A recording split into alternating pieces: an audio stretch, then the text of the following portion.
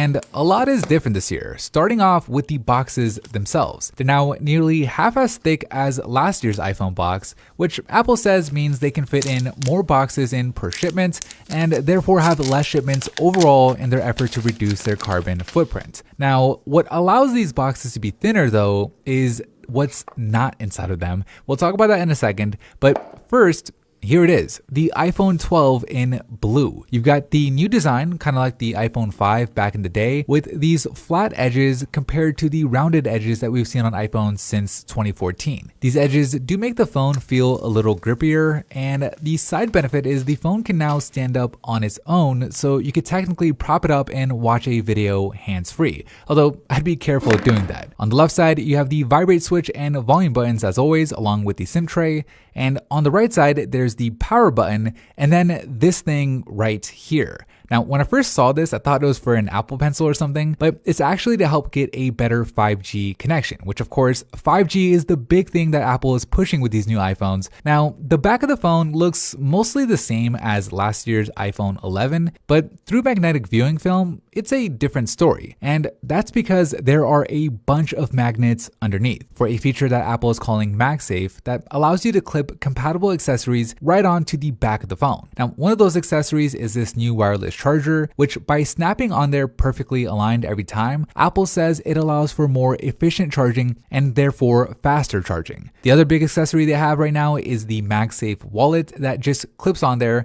and hopefully we'll start to see more third-party MagSafe accessories soon. So how strong are the magnets? Well, at least for the charger, it's strong enough to hold the weight of the phone itself, although that may depend entirely on the accessories you're attaching. All right, we'll go ahead and power this thing up, and while we wait, let's see what else is inside the box. And don't worry, this will be quick. You've got your typical paperwork, only it's half the size this year, and you only get one Apple sticker compared to the 2 stickers you used to get, and then you have a Lightning to USB-C cable inside of the box. And that is it. There is no power adapter, so if you want one that works with the included USB-C cable, that's going to cost you $19. Although if you already have an old iPhone charger, that'll still work just fine. And the other thing that's not included in the box are the earpods that Apple used to always include. If you want some of those, it'll cost you another $19. Now, the idea here is for Apple to reduce their carbon footprint and eliminate a lot of e-waste. A lot of people already have these accessories and don't really need any more of them. So by not including them in the box, it is good for the planet, but on the other side of the argument,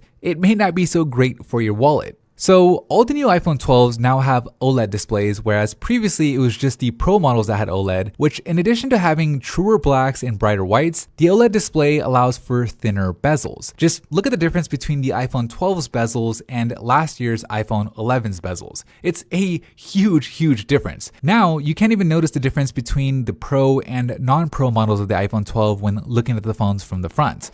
Of course, on the back, the iPhone 12 Pro does have a different finish. We have the white version here, and it's a frosted glass that's more fingerprint resistant than the glossy back on the regular iPhone 12. In the camera housing is where you see the other difference. The Pro model has 4 sensors instead of just 2, and those 2 additional sensors are one for telephoto, and new for this year is a LiDAR sensor, which Apple says improves low light autofocus and allows for more accurate augmented reality. And then on the sides, the Pro models of course get stainless steel instead of aluminum on the standard model, but pretty much everything else that's different on these phones is on the inside, and that goes beyond the scope of this simple